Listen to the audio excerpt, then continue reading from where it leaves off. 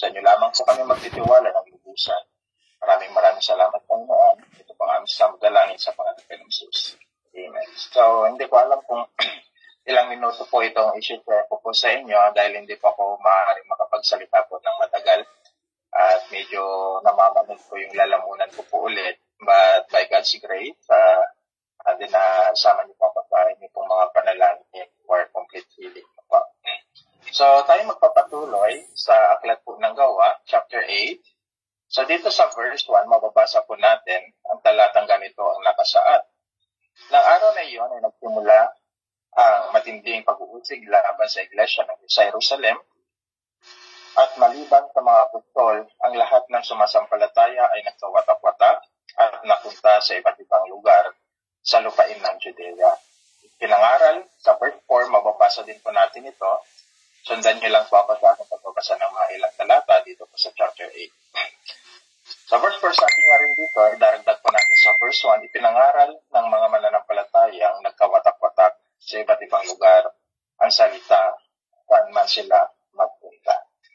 To make it clear regarding the prophecy or word of our Lord Jesus Christ in the book of Acts chapter 1 verse 8, ito na ang katuparan ng sinabi ng ating Panginoong Jesus sa mga alagad. And most Roman churches or modern churches today, ginagamit nila ito, pero pag-aralan po natin yung talagang context nito at yung laman. So ito sabi dito, subalit tatanggap kayo ng kapangyarihan pagbaba sa inyo ng Espiritu Santo at kayo magiging mga saksi ko sa Jerusalem, sa buong Judea at sa Samaria at hanggang sa dulo ng daigdig. So meron akong napapakinggan na ilang mga pastor, so nasabi nila ang kanilang destinasyon, ang Jerusalem daw ay ang tahanan, ang Judea daw ay yung town or their relatives, ang Samaria daw ay ang ating bansa, at yung dulo ng daigdig ay ang kabuuan nito. So, sometimes, yung ECGC's teaching ay napakahirap, pero ito yung gustong-gusto po ng marami. Pero, to make it clear, this Acts chapter 1 verse 8, ito na nabasa na po natin dito sa verse 1 and verse 4. Okay, so binanggit na mismo dito, lalo sa verse 1, sabi niya dito, sa mga palatay at nagkawatak-watak at nagpunta sila sa iba't ibang lugar ng lupain ng Judea at Samaria. At makikita po ninyo, yung tatlong pinaka-importante na naging mission po ng gospel dito po sa mundo na lahit ng tao. Okay, ito po yung tatlo. Unang-una ang Hudyo, Samaritano, at ang Hintil. At ito yung bibigyan po natin ng kunting diin mamaya regarding the difference between these three kinds of people na kung saan dito nabuo talaga yung layunin ng Diyos na kaligtasan sa sangkatauhan. So dito sa Gawa chapter 8, ulitin chapter 1 verse 8, ulitin ko po sa inyo. Ito po ay katuparan doon sa Gawa chapter 8 verse 1 saka chapter 4. At katuparan din po ito sa sinabi ng ating pong Panginoong Jesucristo sa Mateo chapter 10 verse 17 na sinabi po doon, datapwat mag-ingat kayo sa mga tao sapagkat kayo ibibigay nila sa mga Sanhedrin at kayo hampasin sa kanilang mga sinagoga. Matthew chapter 24 verse 9, kung magkagayo, ibibigay kayo sa kapighatian o kaya ipapatayin at kayo kapuputan ng lahat ng mga bansa dahil sa aking pangalan. Lucas chapter 21 verse 12. Datapwat bago mangyari ang lahat ng mga bagay nito, tulin kayo at pag-usigin kayo na kayo ibibigay sa mga sinagoga at sa mga bilangguan at kayo dadalhin sa harapan ng mga hari at mga gobernador dahil sa aking pangalan. So it is clear that during the time na ang banal na espiritu ay binigay na sa mga apostol, una sa mga apostol, and then the 120 na makikita po natin in the book of Acts, nagpasimula na rin yung pamamayagpag ng pag-share po nila ng gospel as we can see and read, at nakita na rin natin, napag-aralan na rin po natin yan sa mga previous chapters po natin. Kaya nagkaroon po ng boldness ang mga lagad po ng ating pong Panginoong Kristo na ibahagi nila ang salita po ng ating pong Panginoong Diyos. And also in the book of John chapter 16 verse 2, makikita rin natin dito na kayo, sabi dito, kayo palalayasin sa mga sinagoga. So always remember this, pag binabanggit ang mga talatang ito, Ang laging kinakausap po nito ng ating pong Panginoon ay ang kanyang mga alagad at ang mga mananampalatayang sumusunod sa kanya during the earthly ministry. At pagkatapos po yung kanyang earthly ministry, bago po siya pumunta sa langit, ipinangako niya ang mga salitang ito, sinabi niya na, pinagpauna niya na. Kasi alis na siya at pupunta na doon sa langit. At kaya nga, inahanda niya ang mga puso ng bawat mananampalataya sa kanyang pag-alis dito sa lupa upang sa ganang dumating man ang ganitong uri ng persecution sa kanila ay mapagtatagumpayan nila. So clear po dito na ang Acts chapter 1 verse 8, ito ipinangako po ng Diyos na makikita po natin naganap dito sa aklat ng gawa. Okay, so hindi naman masama na i-quote natin ito. Pero lagi ko sinasabi sa inyo, lagi nating nilalatag dapat ang konteksto nito at yung background ng talatang ito para hindi po maligaw ang maraming mga taong nakikinig sa atin when we are sharing the word of God. Ulitin ko, ang Acts chapter 1, verse 8, ito po ay kaganapan at natupad. Matupad dun sa Acts chapter 8, verse 1, saka verse 4. So, paalala po sa atin, bilang totoong paglilingkod sa atin pong Panginoong Jesucristo. Nais ko pong basahin ng dalawang talatang ito, bilang paalala po sa atin. Sa John chapter 15, sabi po mismo ng ating pong Panginoong Kristo, alalahanin ninyo ang salitang sa inyo'y ating sinasabi, ang alipin ay hindi dakila kaysa sa kanyang Panginoon. Kung kanilang pinag-uusig kayo man, ay kanilang pag-uusigin din. Kung tinutupad nila ang aking salita, ang mga inyo man ay tutuparin din. So, dito, binibigyan na tayo ng hamon ng ating pong Panginoong Kristo bilang mga mananampalataya. Totoo naman, kung ang ating pong Panginoong Kristo ay inusig, kung totoo kang lingkod ng ating Panginoong Kristo ay usigin ka. Kung ating Panginoong Kristo ay pinagtawanan, maging tayo rin ay pagtatawanan. So, there is a great difference in modern churches today. Imbes na i-preach ko nila yung true gospel ngayon, na maaaring ito ang magbibigay liwanag sa mga sarado po nilang isipan at mga mata, hindi po nila sinishare yung totoong gospel. A lot of false preachers today and false preachers, which is they are not centralized to the gospel na pinipreach po ng mga apostol dito sa aklat ng gawa. Dahil sa ating po, lagi po encourage every individual, bawat isa po sa atin, that once that God will use us to share the gospel and to share the word of God, then dapat nakasentro lagi tayo sa gospel. Kaya kung pag-aaralan po natin ang Book of Acts, chapter 1 hanggang chapter 8 na, makikita nyo pa rin, gospel pa rin yan. At makikita pa rin po natin yung early church talaga, walang ibang sentro ng kanilang pangangaral, kundi ang Panginoong Jesucristo. Dapat ganun din tayo. So, matuto po tayong magtiis, matuto po tayong maging matibay po ang ating mga damdamin, anuman yung sakuna na darating sa ating mga buhay, maging suliranin man, pag-uusig ng pamilya, pag-uusig ng relatives, pag-uusig ng ating mga kamag-anak, o di kayo ng ibang tao, panunuya po nila, just go on, continue, preach the gospel.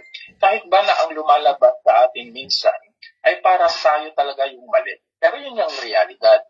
Sa mundong ginagalawan po natin, ang mali ang nagiging tama sa kanilang paningin at tayong nagtuturo sa kanila ng tama, tayo ang mali. Pero bakit ba tayo malulungkot sa bagay na yun? Bakit ba tayo madi-discourage sa bagay na yun? Kung ang ating Panginoong Kristo, maging sa kanyang panahon ay marami pa rin ang umu-oppose, marami pa rin ang hindi naniniwala sa Ebanghelyong kanyang dala, ganun din sa panahon pa rin po natin ngayon.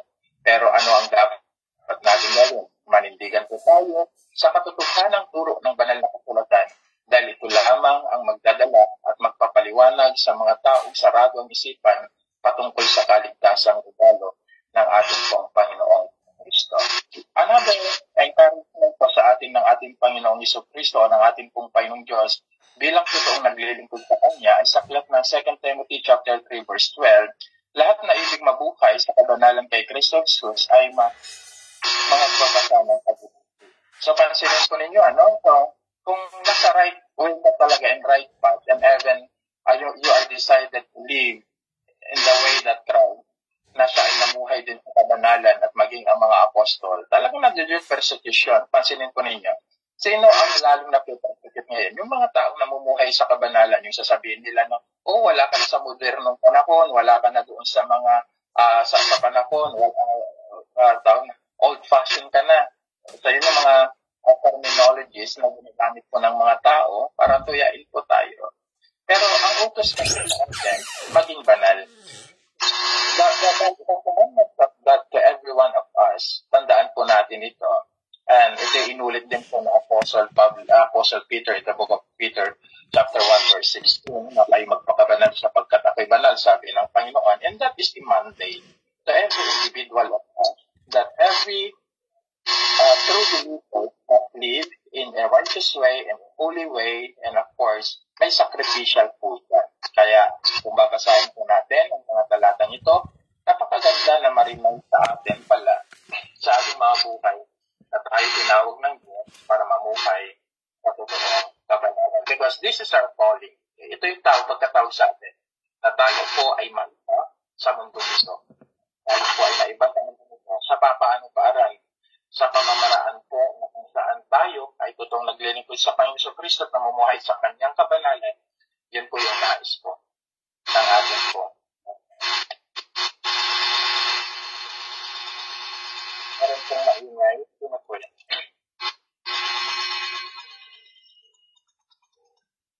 Okay, so next. Si Stephen naman, verse 2. Si Stephen naman inilibing ng mga taong may takot sa Diyos at tinangisan ng kayong lamang. So, when we talk about yung mga taong may takot sa Diyos, ito po yung mga believers. Sandali po, Pastor. May maingay nga. May maingay. Si mama ko, pakimute nyo nga. Hindi marunong mag-mute niyan. Inanay. Yung, oo nga, pakimute niyo mga si Sir Lourdes, hindi siya marunong mag-mute niyan. Masakit sa tenga. Dapat yung nag-host yung aware talaga sa pag-mute. Okay. Sige na, Pastor. Okay na. Okay, so next, dito sa talatang verse 2, ang mga tao may takot sa Diyos, ang pinabanggit ko dito, believers. So, of course, believers, dapat talaga God-fearing siya, no? So, hindi po natin masasabi that we are true believers if we are not God-fearing. So, maraming mga talata sa Old and New Testament na magagamit yan, pero hindi na po natin masyadong pagtutuunan yan ng pansin sa ngayon because we can tackle dyan sa iba pang mga talata po na Book of Acts. So, katulad sinabi ko, mga mananampalataya ay totoong may takot sa Panginoon. Hindi sila naglalaro o nilalaro ang kanilang paglilingkod sa Panginoon. Sa halip na ay pinapakita nila ito sa pamamagitan ng kanilang pagsunod bilang patunay ng kanilang pagkatakot at pagmamahal sa Panginoon. So, dapat maliwanag po sa atin yan na tayo po naglilingkod sa Panginoon na mayroon pong pagkatakot. At ito po yung isang dahilan na may papakita po natin na tayo may pagkatakot at pagmamahal sa atin pong Panginoong Diyos. Ito po yung tayo sumusunod sa Kanya banal na kautusan. So, doon sa verse 3, sabi doon, samantalang sinikap ni Saulo na wasakin ang iglesia. So, sinasabi dito na Apostle Pablo, ito yung mabibigyan po natin ng diin sa chapter 9. Patuloy na po yan because that is the story of Apostle Paul. May skip lang po ang conversations of Peter and Cornelius in chapter 10. So yung chapter na kaya siguro magcha-chapter 10 po tayo next na pag-aaral po natin. Tapos chapter 9 diretso na po tayo para tuloy-tuloy po yung story po ni Pablo na atin pong pag-aaralan. Bakit nga ba sinabi na Apostle Pablo? Sa aklat po ng 1 Corinthians chapter 15 verse 9, nasabi niya doon na sapagkat ako ang pinakahamak sa mga apostol, hindi nga ako karapat-dapat na tawagin isang apostol sapagkat inusig ko ang iglesia ng Diyos. So ito na, naririto na sa verse 8. So tingnan ninyo na si Apostle Pablo, pag makikita ko yung history po niya talaga, makikita mo talaga na siya yung umusig, siya yung gumawa ng paraan para mawasak ng iglesia, pero siya pa yung tinawag ng Diyos. Okay? Para ibahagi ang ebanghelyo para sa mga. So ang layunin ng Diyos sa bawat isa po sa atin, hindi natin alam. The only thing that we can know, God is powerful and He control everything. So ako laging nagtitiwala sa Panginoon that even those people na patuloy na umiisig sa mga iglesyang kinaroroonan po natin, mga tao na nagtatawa po sa atin, kung talaga ang Diyos ang magkukonvince ay kanila, wala pong imposible sa atin pong Panginoon Diyos. So, makikita na lang po natin yan sa story po ni Apostle Pablo. Kaya nga po, hindi po tayo dapat nagsasawa na ipanalangin ang mga tao. Okay? Maging ito man ay mga tao na umuusig sa atin o tumutuya sa atin. Just pray for them. Kasi hindi naman hiniling o sinabi ng ating Panginoong Diyos na ipanalangin ninyo ayon sa kanilang ikapahamak mo. Let us pray for them na sila ay lubusang makakilala sa Ebanghelyo ng ating pong Panginoong Kristo at lubusang tanggapin nila ito. So, maging ang mga tao na wala pa sa ating kapanalig, hindi pa nating kapananampalataya, hindi pa nabubuksan ang kanilang kaisipan na kung saan sinaklaw na sila ng modernong katuruan ng mga falsifikado na tagapagturo ng salita ng Diyos. Let us pray for them. Because I do believe na ang mga hinirang ng Diyos, sila talaga yung true believers at sasampalataya at susunod sa totoong ebanghelyo ng ating pong Panginoong Diyos. Kaya nga po, lagi kong ina-encourage sa inyo na magpatuloy po tayo lagi sa pagpapahayag ng salita po ng ating pong Panginoon para sa ganon ay maabot pa rin sila sa pamamagitan ng totoong salita ng ating pong Panginoon Diyos. Now, dito sa verse 5 and verse 6, basahin po natin. Sabi dito, nagpunta si Felipe sa lungsod ng Samaria, ipinahayag doon ang Kristo. Nang marinig ng mga tao si Felipe at makita ang mga himalang ginawa niya, nakinig silang mabuti sa kanyang sinasabi. So, mandato rin ulit sa atin ito that even though na matagal na po tayong believers, dapat pag tayo po'y nakikinig ng salita po ng Panginoong Diyos, ay talagang pinagtutuunan natin ito ng pansin. Ito lang patalastas, pero realidad po ito. Kung sino pa ang mga leaders sa loob ng church, during preaching time, sila pa yung nasa likod at nagpipintuhan. Tama ba? Maliban sa mga baguhan. So, when there is someone stand in the pulpit, at siya ay nagsishare ng ating pong Panginoong Diyos, then igagalang po natin. Makinig po tayong mabuti, tignan po natin mabuti, tama ba yung kanyang itinuturo o mali, as we can read in the book of Acts chapter 4. So dapat ganun tayong magsuri para malalaman natin na may kukumpara po natin that kung ang preachers ba natin ay nagtuturo patungkol talaga kay Kristo at patungkol talaga sa Biblia o hindi. O nagbibigay hamon lamang siya or encouragement to other o minomotivate niya lang yung minds natin. So doon natin madi-difference what kinds of preaching, what kinds of preachers yung nag-preach sa atin sa loob ng iglesia.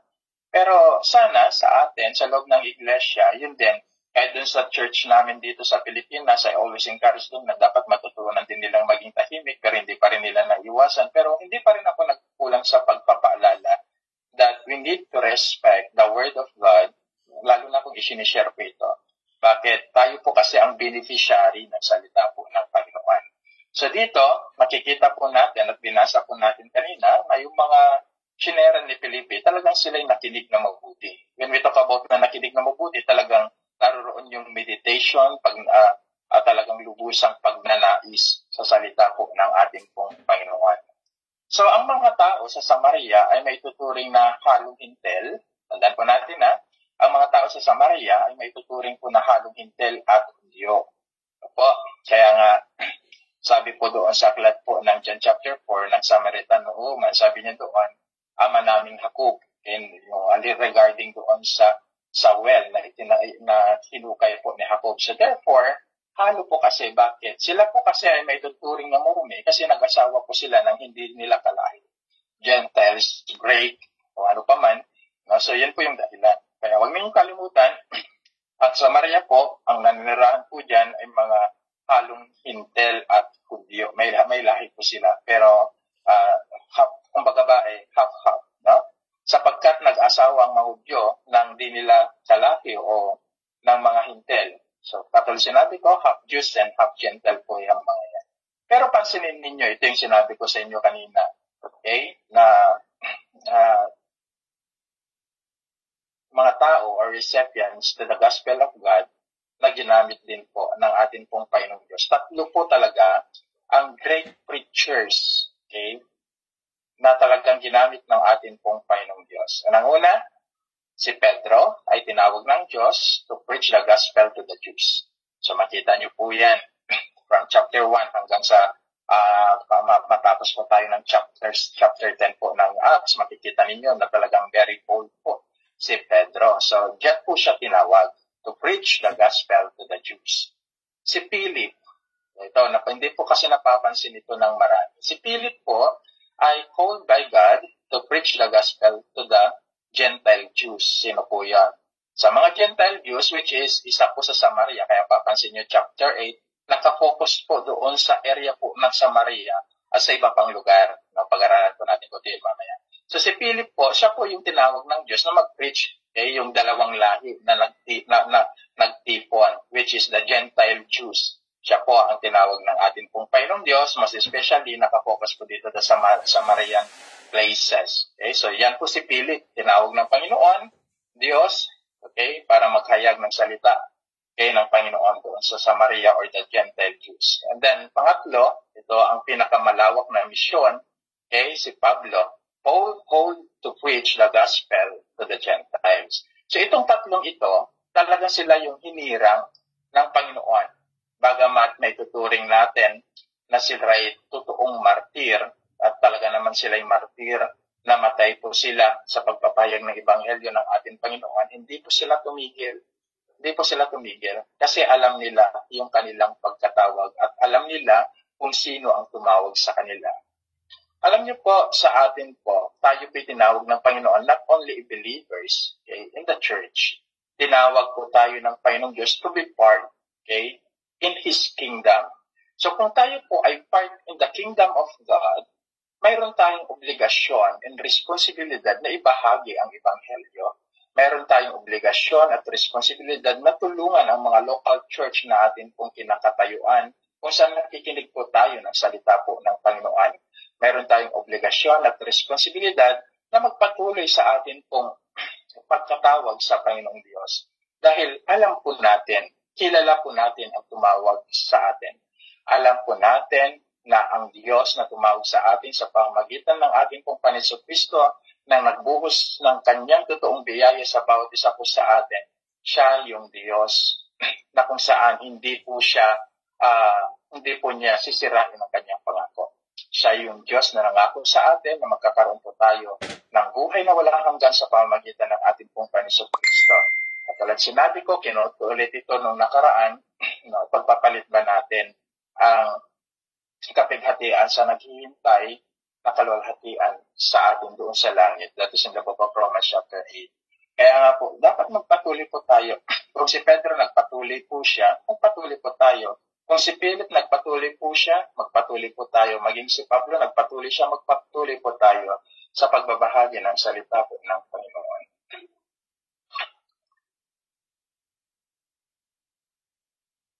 Kaya, isa rin po na gusto ko pong makita po ninyo ito kasi ginagamit nila eh. Ang sabi nila, there is a spiritual Jews, okay? Most special believers today sa mga extreme movement, no, na pag ikaw daw ay naging mananampalataya, ikaw ay nagiging spiritual Jews, okay? Kung papansinin po ninyo, dito sa pagkatawag ni Pedro, ni Philip, at ni Paul, hindi naman po sila natawag doon na bago ang kanilang citizenship. Although they are all a Jews, okay? So, dapat mailagay po sa atin sa kaisipan that there is no Gentile that become a spiritual Jews. Gentile pa rin po tayo. Okay, makasalanan pa rin po, naroon pa rin po yung turing na maudyos sa atin ng mga kasalanan, pero sa harapan po ng ating pong Panginoong Diyos, when we accept Christ as being our Lord and Savior, we are righteous na sa Kanya. Now, doon sa aklat po ng Galatians na ginagamit po din ng iba, and even in the book of Ephesians, regarding that we are united to the promises of God through our Lord Jesus Christ, same to the Jews and Gentiles, hindi po natin maaaring gamitin na tayo po ay spiritually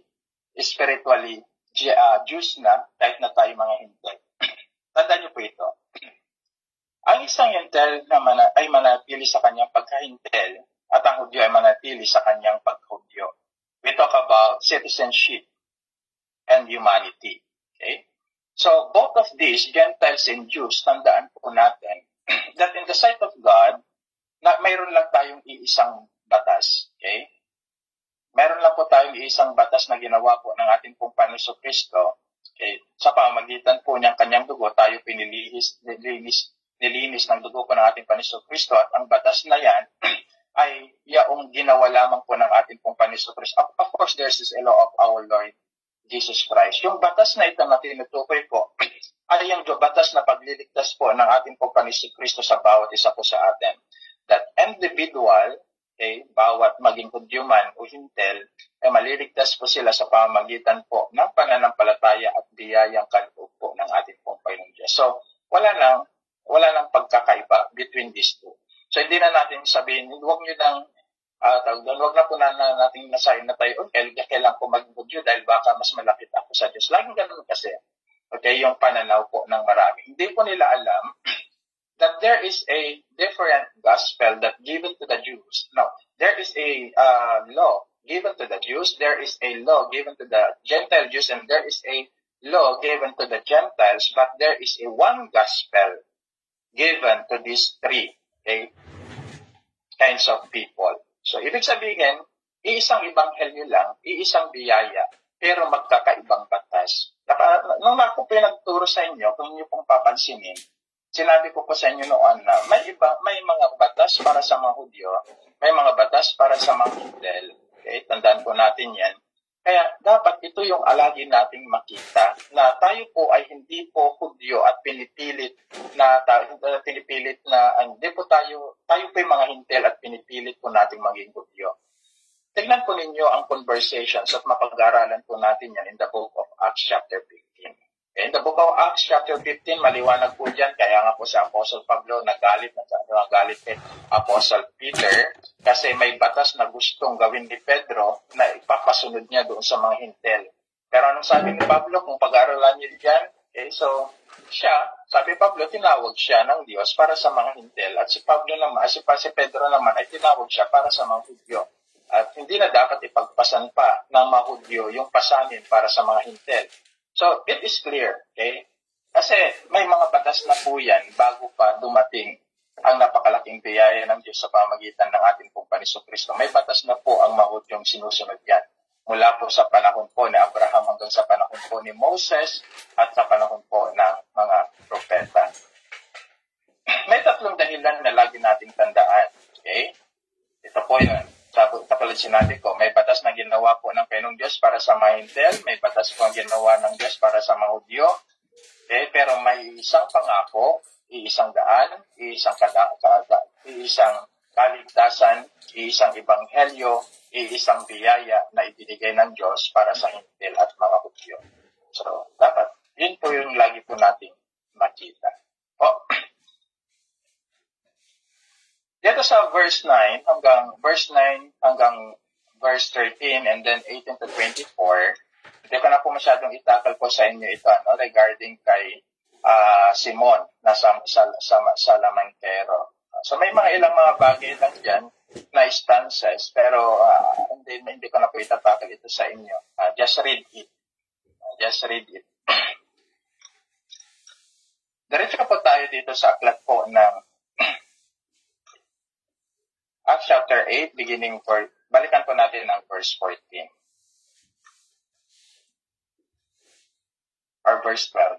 Sa verse 12, sabi po dito, Ngunit sumampalataya sila ng ikangaral ni Filipe ang magandang balita tungkol sa kaharian ng Diyos at tungkol kay Kristo at pabautismo ang mga lalaki at babae. So this is our calling and mandate to every followers of our Lord Jesus Christ again, to preach the gospel of our Lord Jesus Christ biblically. So yung salitang nagpabautismo, ang mga lalaki at babae, so dito makikita po natin, they are baptized in the name of Jesus Christ. Verse 16 po yan, babasahin po natin. Sa verse 16, sabi doon, sapagkat hindi pa ito bumababa sa kanino man sa kanila, sila ay nabautismo pa lamang sa pangalan ng Panginoon Kristo. So, stand po natin na itinuro ko na rin po sa inyo that the Bible clearly indicates na talagang may tatlong uri ng bautismo. Bautismo sa tubig, bautismo sa pangalan ng Panginoon Kristo, at bautismo din doon, patungkol doon sa banal na Espiritu, as mentioned in the book of Acts chapter 19, na pag-aaralan po natin pagdating po natin doon. Pero sa mga iba na churches ngayon, at marami pa, dalawa lang talaga. Sa kanila, there is a baptism in water and also baptism in the Holy Spirit. Pero yung baptism of the Holy Spirit ay already explained to you. Okay, so tapos na po yun. Yung baptism of the Holy Spirit is already given to every individual believer. Fulfilled na po yun yung sinabi ng ating Panginoon Kristo sa aklat ng John chapter 7, na fulfilled po yan in the book of Acts chapter 1 and chapter 2. Chapter 1 and chapter 2. Ang maganda dito sa verse 14, sabi dito, nang mabalita ng mga apostol sa Jerusalem na tinanggap ng mga Samaritano ang salita ng Diyos, isinugo nila roon sina Pedro at Juan. Verse 15, pagdating doon, ipinalangin ng dalawang apostol ang mga Samaritano upang sila'y tumanggap din ng Espiritu Santo. Dalawang bagay na tinanggap ng mga Samaritano. Verse 14 and verse 17. Ang salita ng Diyos at ang banal na Espiritu. Sa panahon natin, dalawang bagay din ang tinanggap ng totoong mananampalataya. Ang salita ng Diyos at ang banal na Espiritu. So, unseparable po ito. Kaya, those people who are, kung nadideceive sa mga hindi talagang totoong biblical teaching, they are deceived talaga na para sa kanila, natanggap nila ang Espiritu Santo. But in reality, baka hindi. Kasi kung talagang tinanggap nila ang salita ng Diyos, tatanggapin nila yung taganitong mga uri ng turo, biblically. Tatanggapin nila na ang maging sentro ng pagtuturo at ebanghelyo ay wala pong iba kundi ang ating pong Panginoong Kristo. Dahil walang ibang tuturo ang banal na Espiritu, kundi ang katotohanan at turo ng Panginoong Kristo, na patuloy kong sinasabi ito sa inyo, na mababasa po natin dun sa aklat ng John, chapter 14, saka chapter 16. So, dito natin makikita talaga, okay, our difference to other churches. Kaya habang lumalalim po tayo sa salita po ng ating Panginoon, lalo pong mabubuksan ang ating pong kaisipan sa realidad ng buhay at turo ng ating pong Panginoon Kristo. Sana wag na po nating dagdagan pa, okay, yung ginagawa po ng iba. So, ang paglilingkod po natin sa ating pong Panginoon Kristo, seryosohin na po natin. Seryosohin po natin ang pag-aaral ng banal na kasulatan, maging ang ating pong pananalangin sa iba, pananalangin natin sa ating sarili, pananalangin natin sa kapwa, seryosohin po natin ang ating pong pagkatawad, seryosohin po natin ang ating pong ministry, kung saan man tayo niligay ng ating pong Panginoon.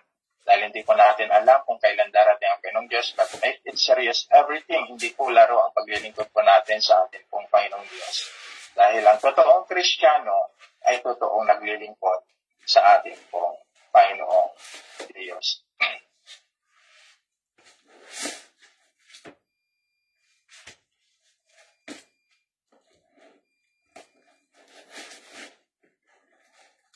Dito sa conversation regarding doon sa eunuch and Felipe, na magbasa po natin the rest of the verses, na magbasa po natin from verse 25 hanggang dito sa verse 35, makikita po natin dito na wala pong binanggit mismo si Felipe, kundi ang ating pong Panginoon Kristo. Naka-center of the gospel pa rin yung preaching ni Felipe, at nagkataon din ng binubuklat po ng mayaman o yung eunuch dito ay ang aklat po ng Isaiah chapter 53 regarding the crucifixions and sacrifice of our Lord Jesus Christ. Pero ito yung maganda na dapat din nating makita.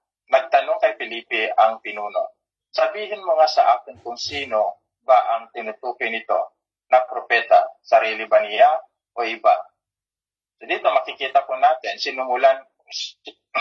verse 35, simula sa kasulatan, ito ay isinalaysay sa kanya ni Felipe ang magandang balita tungkol sa Panginoon Kristo. So tingnan po ninyo, si Felipe, si Pedro, si Pablo, laging sentro ay ang magandang balita ng ating pong Panginoon. So Kristo ang laging nilang sinishare. Kaya huwag po tayong magsawa talaga. Yung biblical sharing po natin ng good news, Kasi ang bunga po nito, hindi na po sa atin. Ang Diyos na po ang may alam po niyan.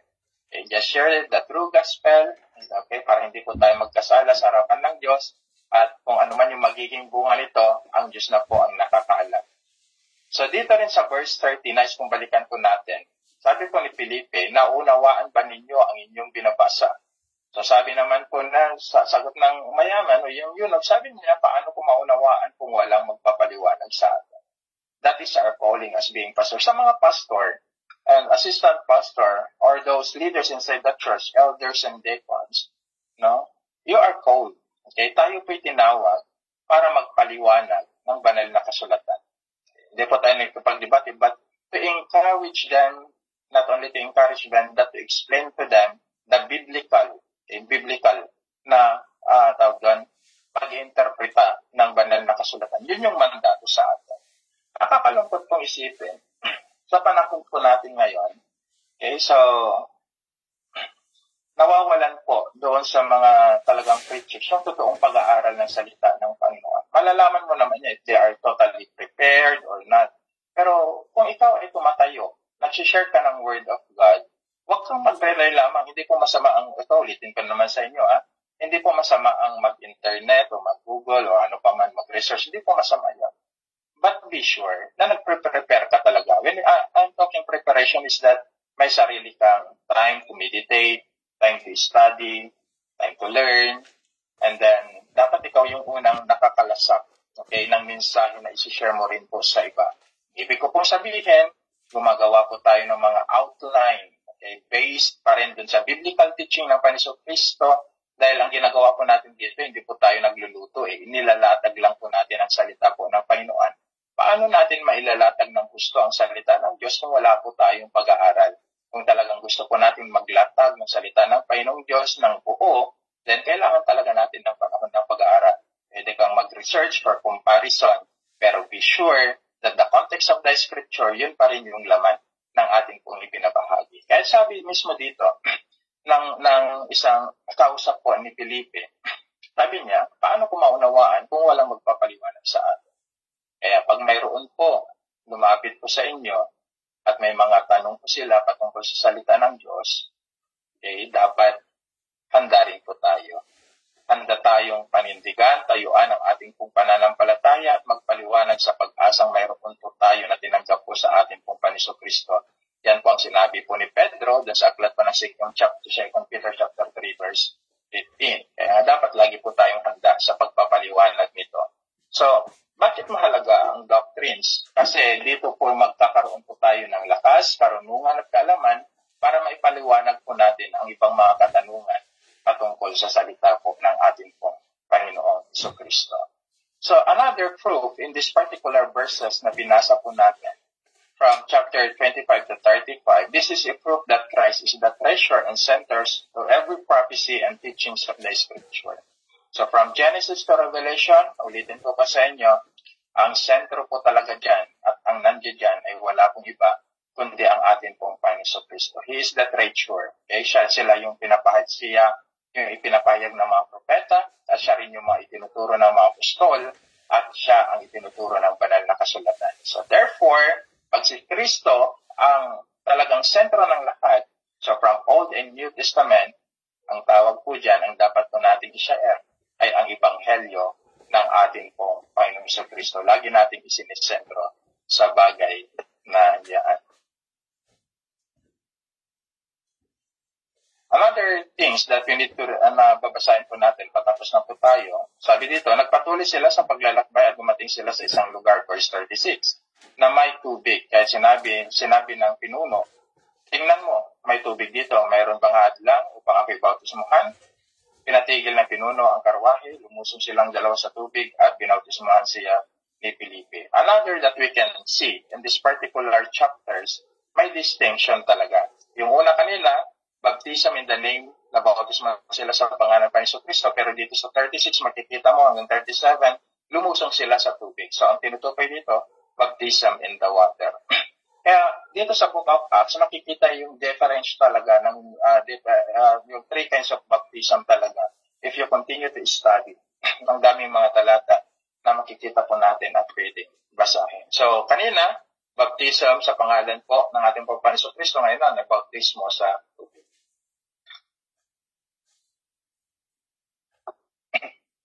At ito yung last na pag-aralan po natin, verse 37. Sinabi sa kanya ni Felipe, maaari kong sumasampalataya ka ng buong puso. Sumagot si Panginoon na sumasampalataya ako si Kristo Jesus na anak ng Diyos. This is a mandate again to every one of you na hindi po tayo dapat nagbabautismo ng tubig. Lalo na kung mga beginners, baka wala pang pananampalataya. No? So, dapat matiyak po natin na talagang sila ay sumasampalataya sa Panginoong Jesucristo. Dahil yan po yung isang dapat po nating bigyan ng diin. Kaya sa atin po, hindi po ako namimersa ng magpapabautismo. Those people who are willing lang talaga. And then, like sinasabi that ang isang requirements talaga in water baptism ay may paniniwala, pagsampalataya at pagsuko sa atin pong Panginoon Jesucristo. So, dito po ibinabase sa aklat po ng Gawa chapter 8, verse 36 and 37. So, mahalaga kasi yun. Ang daming mga churches ngayon na sinasabi nila, pagpasok mo pa lang doon, babautismohan ka na. Actually, mayroong mga apostolic churches dito sa Pilipinas. Pagka-share nila ng Ebanghelyo, ihitayatin na nila yung isang na-share nila na magpabautismo. Sasabihin kasi nila, mahalaga daw ang bautismo ng tubig. Kasi may ambag ito sa kaligtasan ng tao. So, ang daming mga churches na nagtuturo nito, and even great preachers, lagi nilang sinasabi ito. So, sabi ko naman sa aking sarili, dapat nilang aralin talaga ang pinaka-konteksto. Kung mahalaga pala ang bautismo ng tubig, okay, bakit hindi mo na bumaba ang Panginoong Jesucristo ang napako doon sa krus ng Kalbaryo at binautismo niya sa tubig para maligtas? So, yun po yung doon natin makikita yung grace, okay, ng ating Panginoong Jesucristo or baptism in the name of Jesus Christ, which is he believed, sumampalataya siya sa ating pong Panginoong Jesucristo. So, ang requirements lang kasi ng kaligtasan, hindi po nakapart ang bautismo ng tubig na lagi nilang sinasabi. Sometimes they quoted in the book of Mark, okay, Mark chapter 16. Lagi nilang kinuquote yun. Pero, mayroong mga ilang pag-aaral po doon na dapat pa natin i-clarify. But because that is not our subject, okay, lalo na kung tayo po ay pupunta sa old manuscript. So, ang mahalaga po dito, tandaan po natin, ang mahalaga po dito, tayo po, okay, ay sumasampalataya sa ating pong Panginoong Jesucristo bilang Panginoon at tagapagligtas. Tayo po tumanggap ng kanyang biyaya. So, tayo po makakatiyak, kapapasok sa karaan po ng ating pong Panginoong Diyos. Pero hindi ko naman sinasabi na kung may time ka, hindi ka na magpapabautismo. If you are a long-time members of the church na unawaan mo naman ang Ebanghelyo, as part of the ordinances and commandments of our Lord Jesus Christ, then bakit nga ba hindi? Pero tiyakin na may paniniwala, pananampalataya, pagtitiwala, at tuluyang pagsuko para sa ating pong Panginoong Diyos. Isa rin na makikita po natin dito, ito yung right term na dapat natin ding makita in evangelism. It is better to use yung salitang naniniwala ka ba sa Ebanghelyo ng Panginoong Jesucristo o naniniwala ka ba sa Panginoong Jesucristo. Pwede natin gawin term yun, kaysa sa tanggapin mo ang Panginoong Jesucristo bilang Panginoon mo tagapagligtas. So, yung salita kasi na tanggapin mo ang Panginoong Jesucristo bilang Panginoon mo tagapagligtas, kinuha po nila dyan, okay, doon sa four spiritual law, na isinulat din po ng isang tagapagpahayag po. And then, ito po in-expose naman po yung decisive regeneration. So, let us see the difference between these two. Okay, tingnan po natin yung salita na ginamit po dito. And I just want to quote also doon sa aklat po ng John mamaya, chapter 1.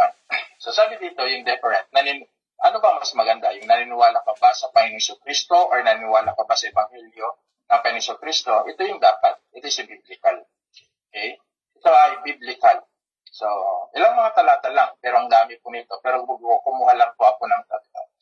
Doon sa aklat ng Gawa, chapter 16, verse 31, sumampalataya ka sa Panginoong Hesus.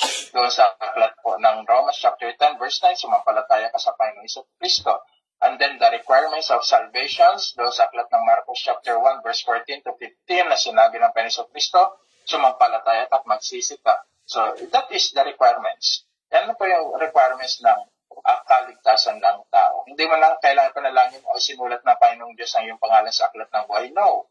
Okay? Because those who believe the gospel of our Lord Jesus Christ before they born, okay, bago pa sila ipinanganak, bago palitan ng mundong ito, ang kanilang pangalan ay nasa aklat na po ng buhay.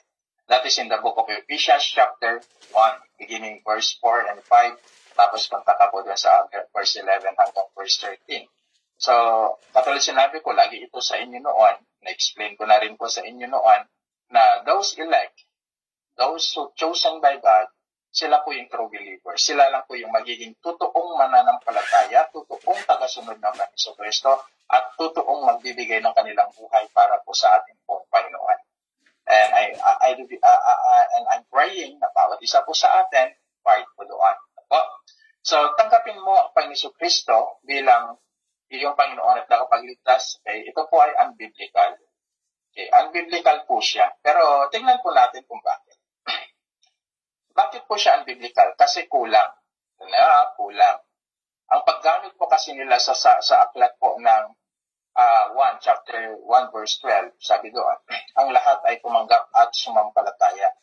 So, yun lang. Yun ang pinapalit, tumanggap lang. Common verses na lagi kasing ginagamit ito, ang mahirap, dinaragdagan nila ito o di kaya binabawasan. And that is true. Let us study John chapter 1, verse 12 to 13. Sabi dito, subalit ang lahat ng tumanggap at sumampalataya sa Kanya ay binigyan ng karapatang maging mga anak ng Diyos.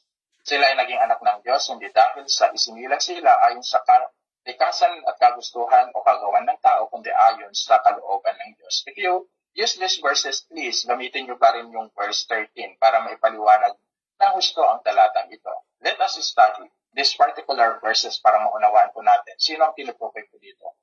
Kaunting pagbubulay-bulay lamang bago po tayo magtapos dito sa aklat ng Acts chapter 8, chapter 8. Kaunting pagbubulay-bulay sa mga talatang ito. Tingnan ninyo. Sabi dito, subalit ang lahat ng tumanggap at sumampalataya sa Kanya, wala pong iba kundi ang ating pong Panginoon Kristo, past tense po siya. Past tense po siya. Hindi po kasi siya sinabi doon subalit ang lahat,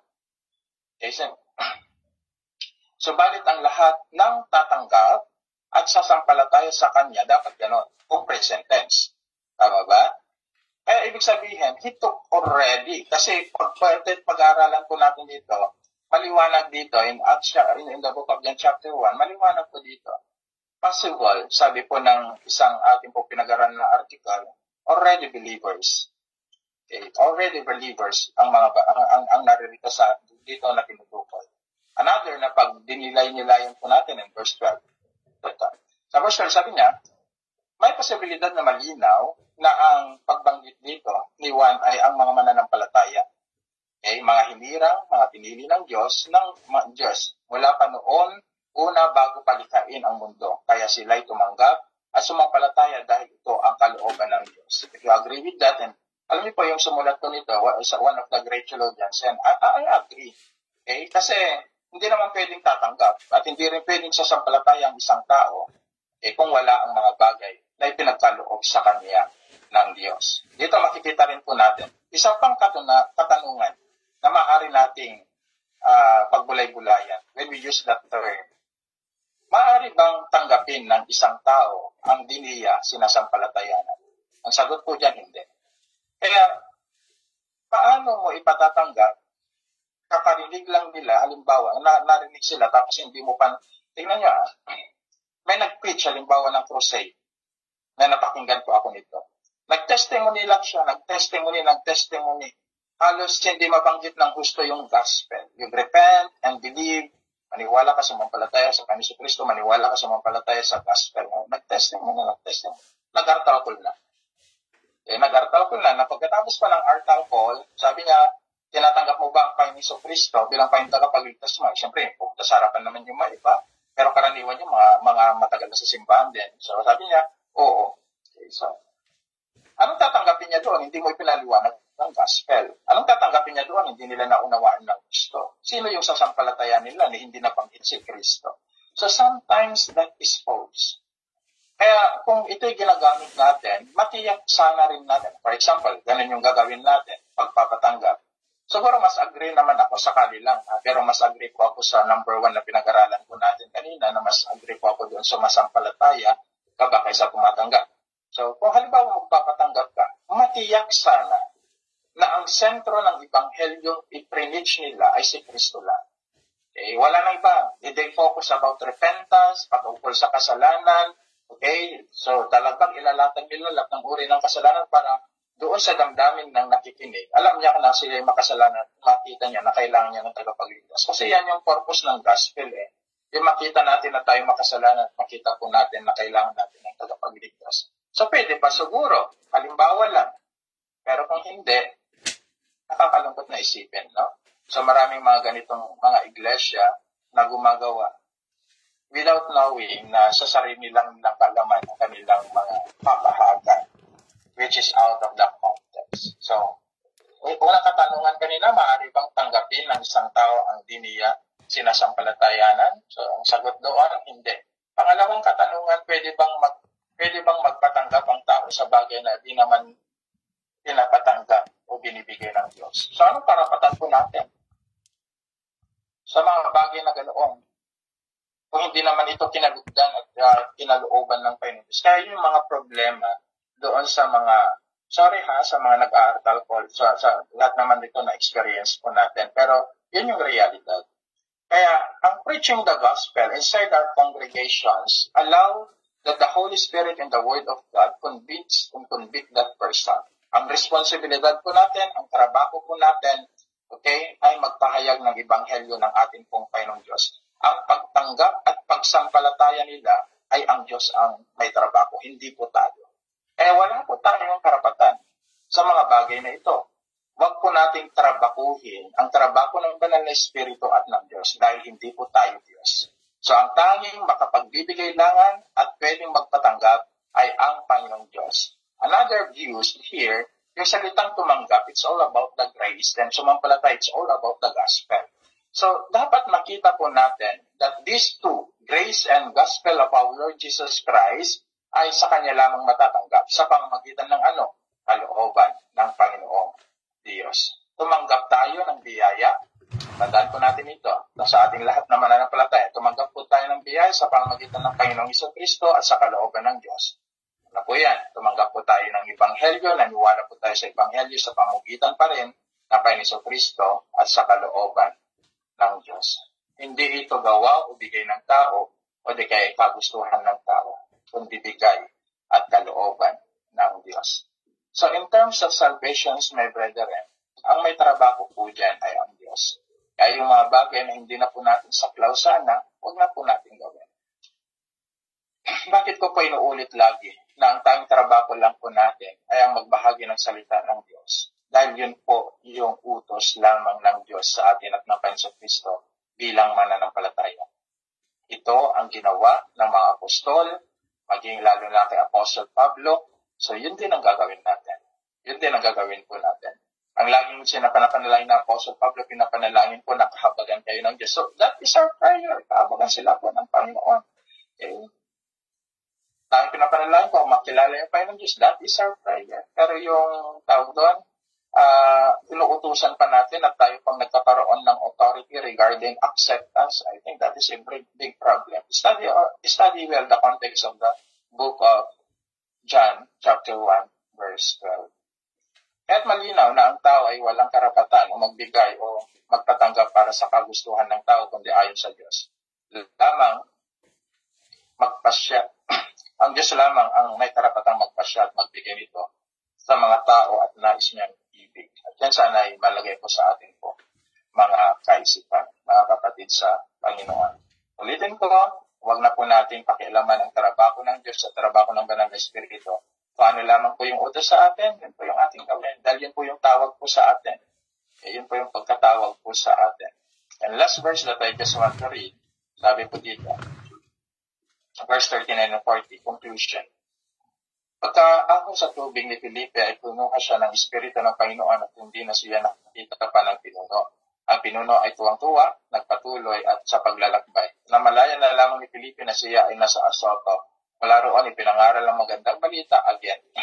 Pinangaral ang magandang balita kay Jesucristo sa lahat ng bayang dinaraanan niya hanggang sa marating niya ang Caesarea.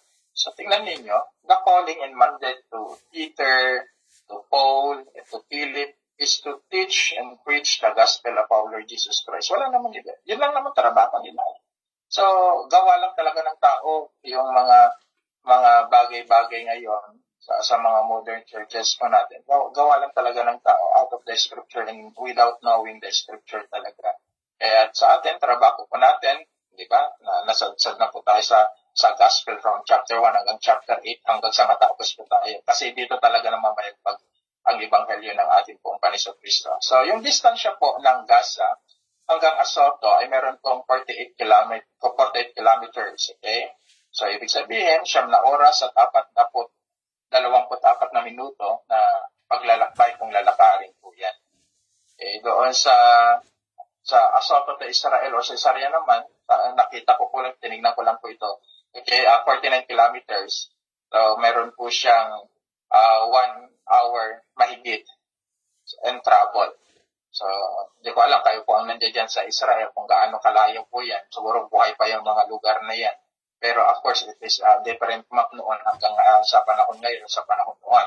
So, tinignan ko lang po yung old mapping po niyan. So, ganyan po. No? So, si Philip, pagkatapos niya po sa ibang lugar po doon sa Samaria, dinala po siya ng Panginoong Diyos sa Gaza at ganun din sa Azoto at doon nakapunta na po siya sa Caesarea. Anong pinahayag niya? Salita pa rin po ng ating pong Panginoong Diyos. Mga kapatid sa Panginoon, ito po yung salita po ng ating pong Panginoong Diyos sa aklat po ng Acts chapter 8. So hopefully, meron po tayong natutunan. Magpayag po tayo ng buo ng salita po ng ating pong Panginoong Diyos. Summarize lamang po, kung si Pedro ay tinawag ng Diyos para magpahayag ng ebanghelyo para sa mga Hintil at si Felipe naman ay tinawag ng Diyos para magpahayag ng ebanghelyo para sa mga half Jews and half Gentiles at kung si Pedro naman ay tinawag ng Diyos upang magpahayag ng ebanghelyo para po sa mga Hintil. No? So, yan po yung makita po natin. Kung si Pedro nga, katulad sinabi ko, magpahayag ng ebanghelyo para sa mga Hudyo. So, ang mandato sa atin, ito yung kanilang ginawa. Ito yung example na po sa atin. Trabaho pa rin po natin magpahayag ng ebanghelyo. Yun po ang pagkatawag ng bawat individual na Kristiyano to share the biblical gospel of our Lord Jesus Christ. Manalangin tayo. Salamat, Panginoon, sa aming pong pag-aaral sa aklat ng Gawa, chapter 8. Pagpalain niyo po ang bawat isa, tulungan niyo po ang bawat isa. Salamat po sa kanila pong mga buhay at manatili nawa ang aming pong napag-aralan sa aming mga puso at isipan. At kayo po, O Diyos, ang siyang maluwalhati sa aming pong mga puso. Salamat, Panginoon. Kailangan pong maghari at maghahari magpakailanman, Panginoon. Ito po ang aming samang dalangin sa pangalan ng Panginoon Jesus. Amen and amen. Binibigay ko na po sa inyo. God bless po sa inyo na. Then, permission to leave po at madaling araw. God bless po. Hallelujah. Thank you, Lord God. Katagumpayan na pagbabahagi